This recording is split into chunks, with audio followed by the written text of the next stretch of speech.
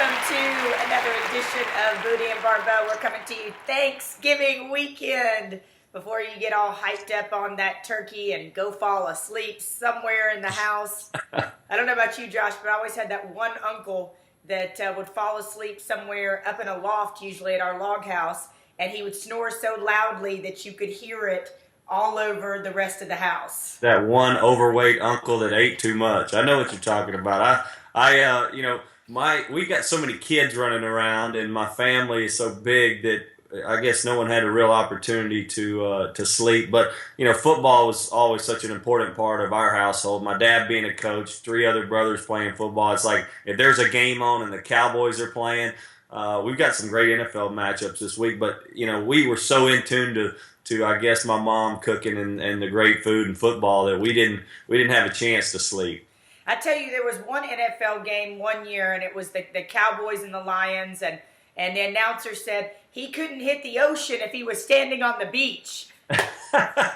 Yeah, there's been so many good Thanksgiving games when you talk about the Lions and Barry Sanders and Emmitt Smith and Troy Aikman. That's, I guess, growing up on that those types of games made football so special. But this is going to be a fun week of football. We've got some unbelievable matchups, Rachel, in college football, and it all starts really in the SEC with some of these rivalry games. You've got Florida and Florida State, which back when we were kids and growing up, that was such a big matchup, and to see games like Georgia Tech and Alabama Auburn and the Egg Bowl, and it's just a fun week of football. It is. And before we move forward, Josh, I got to ask you about this weekend of football. Rare weekend home for me. I know you travel a lot too. I think you were able to kind of take in all of the games.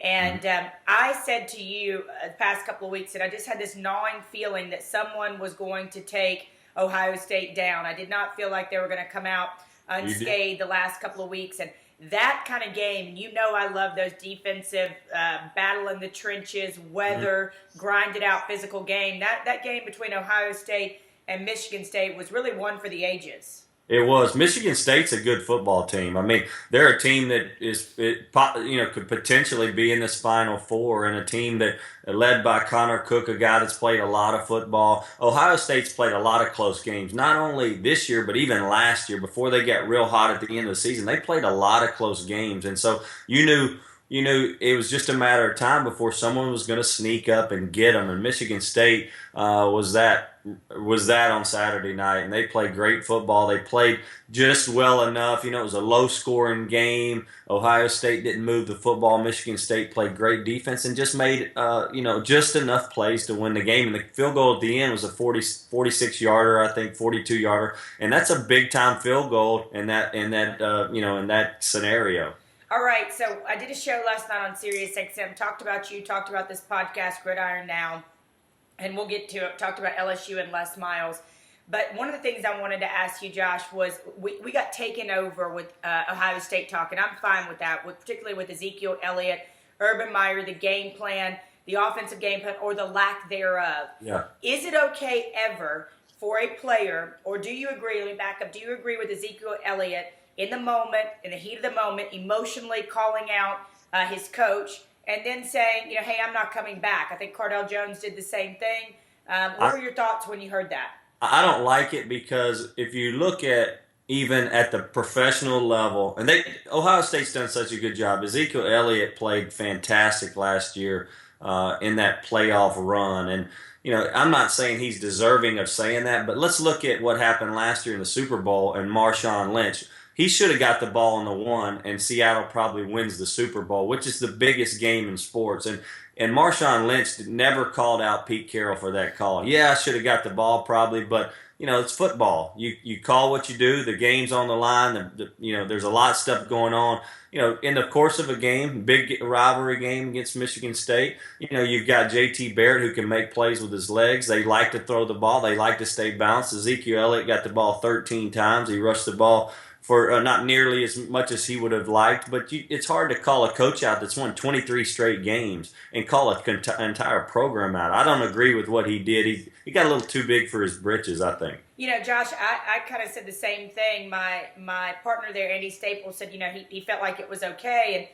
He was behind Ezekiel Elliott. My thing is, I think sometimes, you know me, sometimes just as human beings, we say things out of emotion. We say Sure. things, we're heated, we're hot, and we say things. And I feel like for the beautiful and wonderful career that he's had at Ohio State, that's not the way he's going to want to go out. When he looks back 5-10 years from now, He'll regret it. Yeah.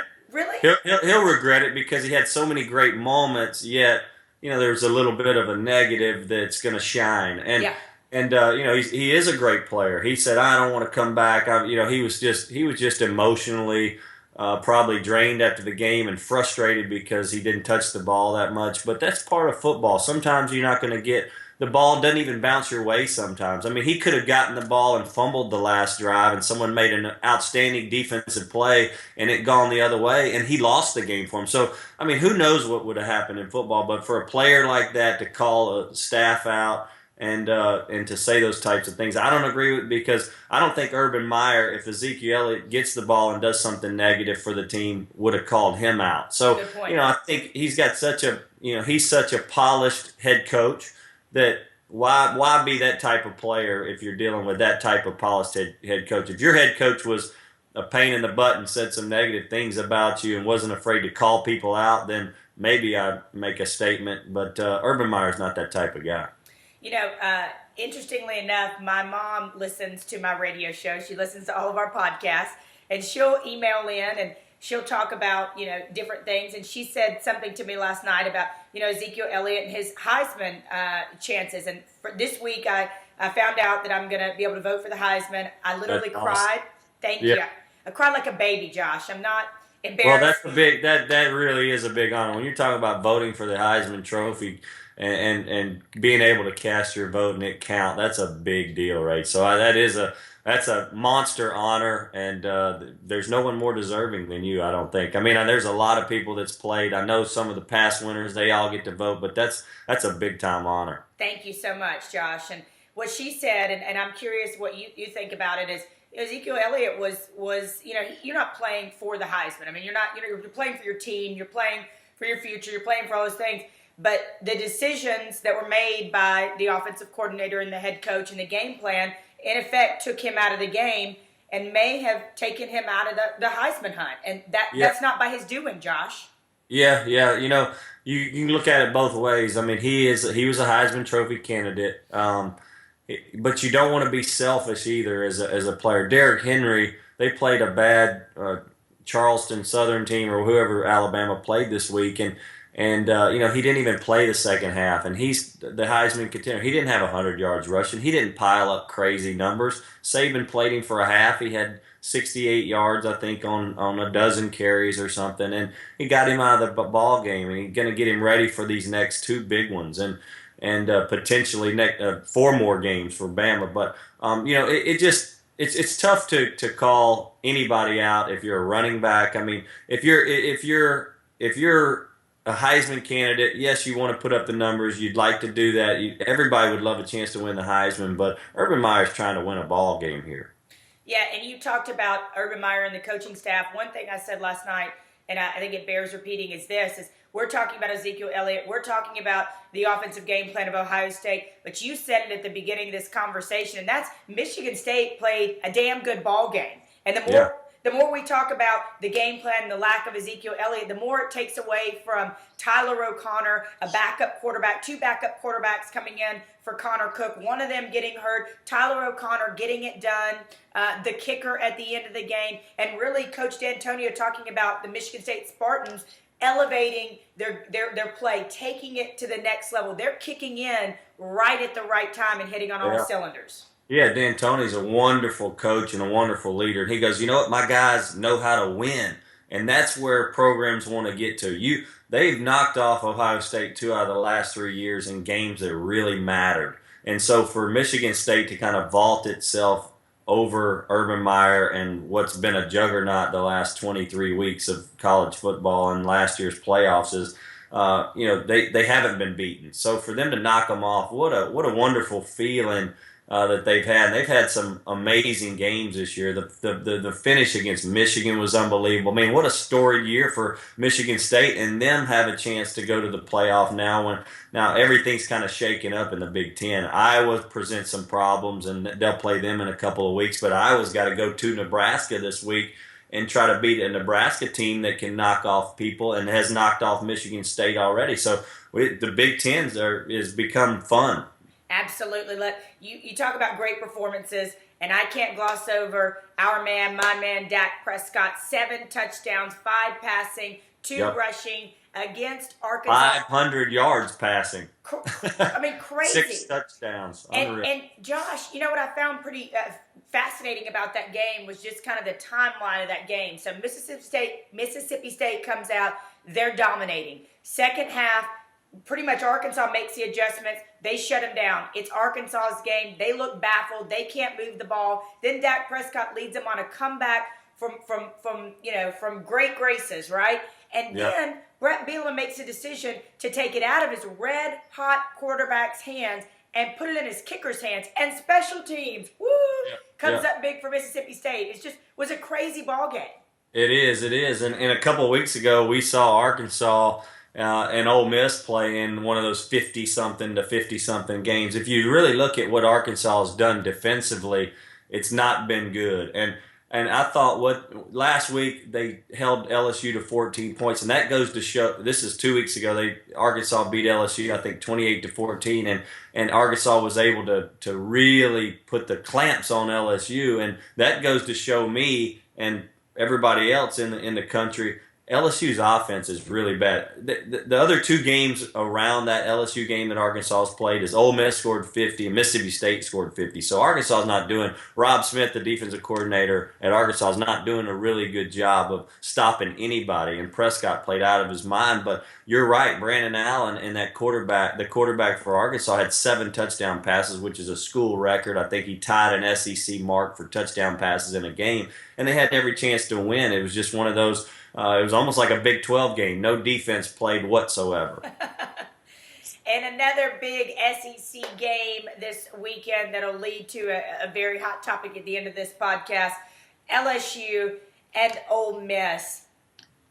Yeah, we ain't looking too good. And Les Miles is now they're wanting to chop his head off down there in Baton Rouge. I mean, you got a team that was ranked number 2 3 weeks ago, and now they might not even be in the top 25. So they have really bit the bullet. And that's because of the offensive play calling. And it really bothers me. I think the defense hadn't played well. Kevin Steele and the defense hadn't played well, but that offense has been anemic. We were down 24-0 in the first half to Ole Miss. We're not putting any points on the board, Rach. And for us to go to Ole Miss in a game where Les Miles is fighting for his job, and so are those coordinators, because if Les Miles goes, they're going to go too. So everybody, right, is fighting for their jobs, and for them to go and lay an egg in the first half to Ole Miss is just awful. What happened? What has happened to Leonard Fournette? And the only thing I can figure, Josh, is it's a collective thing. And I talked to Glenn Guilbeau, Gannett News Service. He's a LSU insider, and I said to him, I feel like Alabama broke the will of LSU collectively. They did.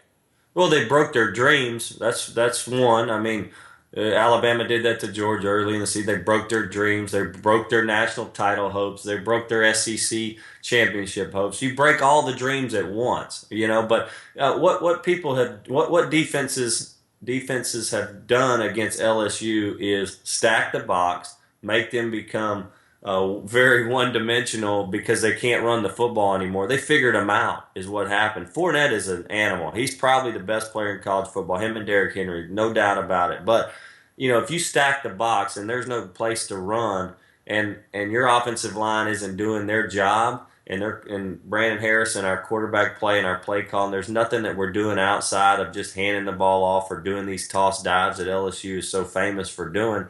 If they don't move the football, they're in real trouble, and that's what's happening. And then when they get behind, and we talked about it, LSU gets behind, they don't have the offensive culture, offensive package or expertise to move the ball in the air efficiently up and down the field like Ole Miss Mississippi State, and Arkansas. And none of those three teams are going to win the national championship, but they all can throw the ball 10 times better than LSU.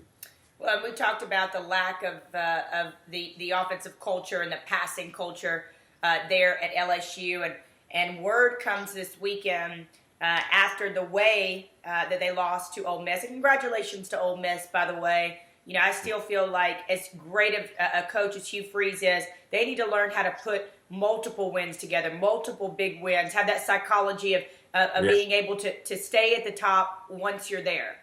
Yeah, you know, this week is a real big week for them to potentially show that they can do that, because now they've got Mississippi State. Mississippi State's 8-3. Ole Miss is 8-3. I mean, this is a good matchup we've got this week, and we'd all like to have seen this be, maybe a 10-1, 10-1 type of matchup, but 8-3 and 8-3. These guys have gone through an unbelievable schedule. Ole Miss has the best win in college football this year, in my opinion. And Mississippi State and Dak Prescott, what they've been able to do with not a whole lot on offense and losing a lot of their defense last year has been incredible. So I think this is a good matchup where Ole Miss has a chance to show its worth in college football and to show that it can win a couple of big games in a row. And then Mississippi State is wanting to win that recruiting battle in the state of Mississippi and in that region and knock off Ole Miss, because that's such a pivotal game in the recruiting, I think, in just recruiting that territory. Absolutely. So let's go back to this LSU situation, and it's led to what we were kind of the big news this week, and that is that Les Miles appears to be on his way out. Lakina McGee, we do an interview with her. We've done interviews with her up in Chicago. She asked us, talk to us about, she wanted to know what you thought, what I thought was what the best openings were in the country, and who would LSU go after if they let go of Les Miles. And the report is now that it's pretty imminent. It's multiple sources, The Advocate, NOLA, different sources down there, Gannett News Service, that he actually met with the board last week. And they discussed Les Miles. They discussed strategies of him stepping down, how they would part ways with him. So it looks like it's imminent, Josh. I think it is, and there's a monster buyout in his clause, which I think it's $15 million just to buy him out. And I know even a year or so ago when he re-upped his contract, a lot of the Tiger Athletic Foundation or the alumni at LSU were like, wait a minute, we don't want to get ourselves in this position, and they did. And so there were a lot of upset people knowing that this could happen as early as this year, and it has, because LSU looked good and fine until they started really playing the tough games. And so Les Miles and I guess their inefficiencies as a team and as an offense especially have really shown the last few weeks. So I think it's just everybody's incredibly upset. Louisiana is the only state out of all the SEC states that are involved that don't have to recruit against another team that's just as big as them or a rival school in the state. So we get every player that we want to in Louisiana over Louisiana Tech, UL Monroe. We don't have a Mississippi State or Ole Miss, and Alabama or Auburn, or Texas and Texas A&M, Florida and Florida State. So we get everybody we want in LSU, and we've got supreme talent across the board. We should be a top 10 school every year. It is a good job. I think we'll be able to attract a big name coach. I've heard everybody from Jimbo Fisher to Patterson at TCU to Sean Payton coming up the street from New Orleans. And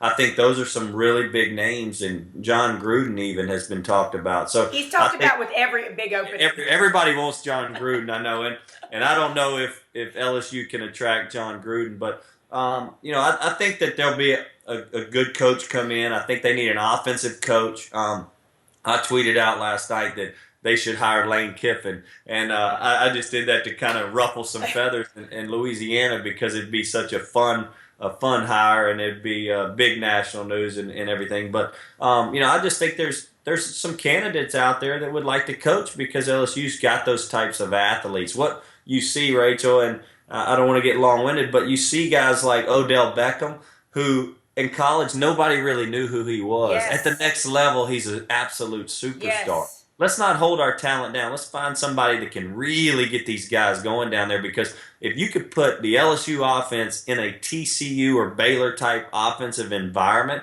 we've got those athletes where we could run the spread and be absolutely a lethal college football team, and we're not using those pieces and parts. Well, and here's what I'll add to that. I think Les Miles is a goofball. I think I think he's certainly been held back by his offensive woes. Some people have even suggested that he's kind of hamstrung his offensive coordinators have meddled a little bit. Regardless, I know this. He has stood in the shadow, just like Mark Richt has, of one Nick Saban. And the love-hate relationship at LSU, with obviously having Saban there, and love and hate are very, very similar, very close to one another. But he stood in that shadow, and I think if Les Miles wanted to go somewhere else, away from Saban, away from the SEC maybe, he does recruit well. He does have the NFL pipeline. People will look at that. Administrators will look at that. But you're right, Josh. I think certainly the offensive woes and bringing in an offensive fresh system to really use that talent. I wholly agree on Odell Beckham. I was like, well, where'd that kid come from? I knew he was good, but not that good. Yeah, there's a lot of coaches that kind of sit in the shadows of Nick Saban. Because he's done just a phenomenal job, and Alabama is the juggernaut that they are. But if you look at his coordinators, Cam Cameron at LSU, the offensive coordinator, and he gets a bad rap sometimes because they say Les Miles really controls the offense, and all he wants to do is run. That's his background. Yeah. But Cam Cameron got fired at Baltimore with the Ravens and hired at LSU, and the Ravens went on to win the Super Bowl that year. Kevin Steele came from Clemson, and Clemson's gotten 10 times better than they were when he was there. Clemson took off, and they're number one in the rankings right now. So, I mean, not to say that these guys aren't good coaches, but there's got to be a change at LSU. I don't know if it's going to be with just the coordinators or with Les Miles and everybody. I think they're going to clean house. I think they're going to clean house too, Josh. All right, I got to ask you this before we move on to our podcast, hopefully later in the week as you're eating your Thanksgiving turkey. What are you most thankful for this year, my friend? There's a lot to be thankful for. My brother John David, who played pro football as a quarterback at SC, had to go through 5 back surgeries in the last month, and he's healthy now. I see him getting better and better, which is a huge plus for our family because we were really concerned with him, and it was an old football injury. But I'm just thankful for I enjoy the football season. I enjoy it so much that. My whole life is wrapped around it, but I'm thankful for so many things, and God's blessed us with so many things this football season. But really, family's super important to me, and I'm thanking God that we get to do this show. I think it's really been good. Absolutely, and I'll just add on to that this Thanksgiving. Grateful for our freedom, and grateful for those people, our soldiers that fight for us, and grateful for what we do have here. In the great United States, and I pray for everybody around the country, and just grateful for another day. You're right, and to get to cover a game like college football, like pro football, but what we're talking about, the SEC, week in and week out, day in and day out, and get to love it. If you're a fan out there, you get to love it. That's one of the things I'm grateful for. So I appreciate it. And you should be grateful you get to vote on the Heisman candidates. That's a pretty big honor. All right, Josh Booty, happy Thanksgiving to you. After that, I pull out my Christmas tree and mistletoe, and it's on from there, my friend. It sounds good. All right. Have a good week, babe.